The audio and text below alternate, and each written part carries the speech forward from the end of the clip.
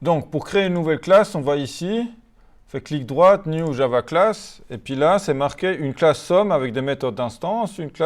Chaque méthode est testée depuis une classe TestSum. Donc, on va avoir deux classes. Une classe qui s'appelle Sum, et une autre classe qui s'appelle TestSum.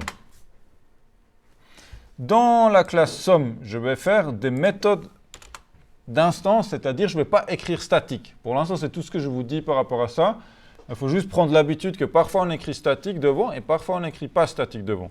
Donc ici, je vais faire quoi? Je vais dire que la méthode, vous voyez, je vais faire la première. Elle prend un tableau d'entier en paramètre, elle retourne la somme de ce tableau. Donc, on va l'appeler Sum. La méthode s'appelle Sum. Et en paramètre, elle va prendre un tableau. En Java, on est obligé de donner le type du tableau. On va prendre int crochet. Ça va faire un tableau d'entier. Je dois aussi donner le type de retour. Le type de retour de cette méthode, c'est un entier. Parce que la somme d'une liste d'entiers ou d'un tableau d'entiers, ça va être un entier de nouveau. 3 plus 4 plus 5, je vais avoir un entier forcément. Je ne peux pas tomber sur autre chose. Ensuite, c'est les accolades, les fameuses. Et là, à l'intérieur, je vais écrire mon algorithme de somme. Donc, comment on fait la somme? On a un total qu'on initialise à 0, point virgule, et après on a une boucle sur le tableau. Donc, on va utiliser for i. I, c'est l'indice. Et puis, on va aller jusqu'à tableau.length. C'est la longueur du tableau. En Python, on faisait len de la liste. Ici, on fait tab.length. Ça, c'est juste des choses à apprendre par cœur pour l'instant. Il n'y a pas grand chose à expliquer par rapport à ça. Ou alors, il faut aller dans toute l'historique de Java. Et puis ça va nous prendre la tête et ça ne va pas nous aider à être efficace tout de suite. Donc là, après, on fait la boucle comment? À chaque fois, on fait total plus... Non, égal la valeur précédente de total plus quoi? La valeur actuelle du tableau à la position i. Et vous allez reconnaître la notation avec les crochets. C'est comme les listes en Python. Rien de nouveau ici. Et puis à la fin, comme en Python, on fait return, on va retourner le total.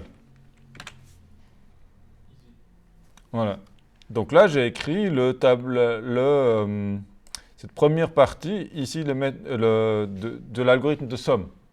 Je ne vais pas vous expliquer l'algorithme de somme, c'est un des premiers qu'on a vu, c'est un des plus simples. Si vous n'avez pas compris jusqu'à maintenant, il faut qu'on en discute en aparté, on va dire. Voilà. Après, test somme, c'est pour tester ça.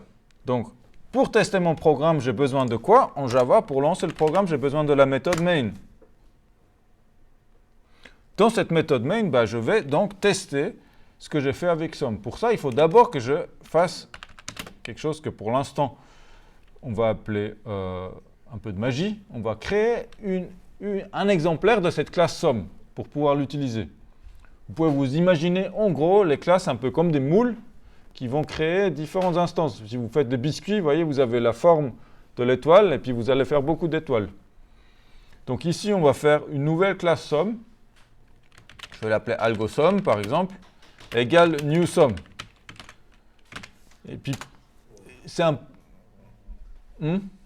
Ouais, donc pour l'instant, voilà, je vais pas... C'est l'approche qu'on a choisie cette année-là avec mes collègues. On est plutôt orienté syntaxe, donc je vais vous montrer ces trucs. Pour l'instant, vous les recopiez, vous les adaptez, et petit à petit, ça va s'éclaircir.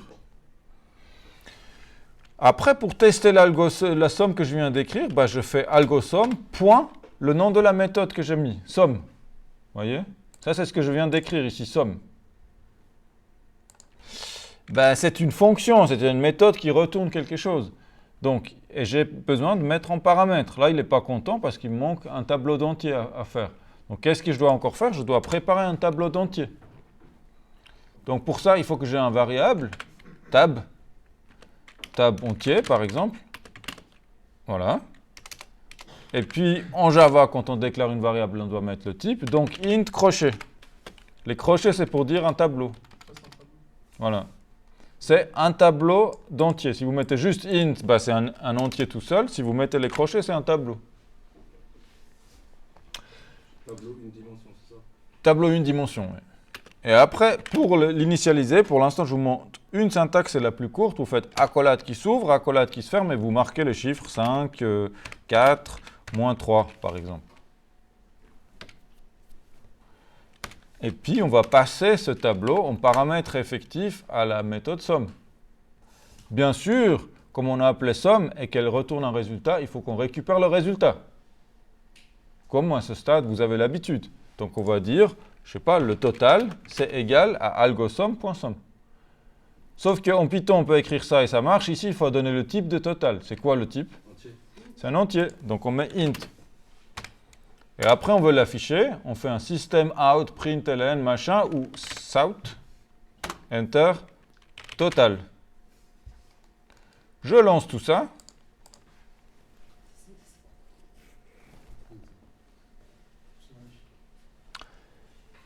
Ça prépare, et puis ça s'exécute et ça me donne 6. Donc 5 plus 4, ça fait 9, moins 3, ça fait bien 6. Donc, j'ai fait cette partie-là, int. Est-ce que j'ai fait une classe avec des méthodes instance, ça veut dire non statique, parce que je n'ai pas écrit statique. Je l'ai testé depuis une classe testSum. Méthode statique, pour l'instant, c'est tout dans le main.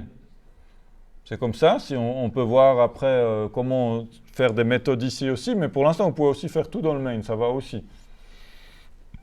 Et bon, il me reste en équipe à pouvoir faire en sorte que tout le monde comprenne et puisse expliquer ce qui se passe ici. Donc c'est surtout ici, ou enfin de comprendre ce qui se passe, à ce que vous comprenez maintenant, et puis que vous le revoyez avec moi, comme ça je m'assure que vous ayez, comme ça va être un référentiel pour vous, que vous pouvez vous servir pendant les épreuves. Vous voyez, s'il faut faire une somme, vous dites ah, c'est quel genre de somme, ben, je prends ça, j'adapte. Quoi, à chaque fois qu'on va faire un truc, là typiquement on a fait somme Java de l'autre côté, dans la feuille somme Java, on le teste dans cette autre. Ouais, on va faire ça pour chaque algorithme. Exactement, vous allez faire, alors c'est le même algorithme, c'est l'algorithme de somme mais de différentes variantes. Donc pour chacun, après on va faire une autre méthode pour double-double, une méthode pour ça, une méthode pour ça, une méthode pour ça. Et à chaque fois, on le teste ici en l'appelant. Ça, vous pouvez le faire une seule fois, ça suffit, mais vous devez refaire ça. Vous devez préparer une liste pour pouvoir, ou un tableau pour pouvoir tester. Vous l'appelez et vous affichez le résultat. Et vous calculez dans la tête pour voir si c'est juste. C'est uniquement pour tester donc. Oui, ça c'est juste pour vérifier que notre somme donne le bon résultat. Et en même temps, ça nous apprend à appeler des méthodes, à récupérer les résultats, à faire des affichages. On va très vite parce qu'on a tout déjà vu en Python. Presque. Sauf ce truc-là, new, machin. Ouais, justement, j'ai une question. Voilà. Alors, je vous dis quand c'est le moment de la question, parce que la chose, j'aimerais faire un enregistrement cohérent. J'ai presque fini. Donc, ça c'est pour ça. Bon, en fait, j'avais fini. Voilà. Non, il manquait, chaque méthode gère le cas d'une liste vide. Donc ça, je n'ai pas testé. Donc il faut faire un deuxième test où je mets une liste ou un tableau vide. Donc, on va faire int tab entier vide. Et puis comme c'est vide, on met juste les accolades, on ne met rien dedans. Vous voyez, c'est comme les listes vides en Python, sauf que là, c'est des accolades et pas des crochets. Et puis, on va de nouveau faire int total, total 2 par exemple, égale algosomme.somme de tab entier vide. Et puis, on l'affiche. Et qu'est-ce que ça devrait donner?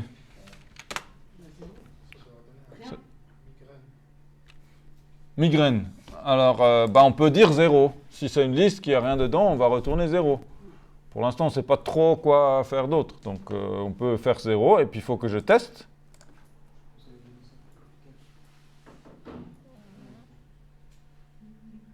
Je relance et effectivement, ça donne 0. Donc, c'est bon. Donc, ça, c'est pour cette première tâche int.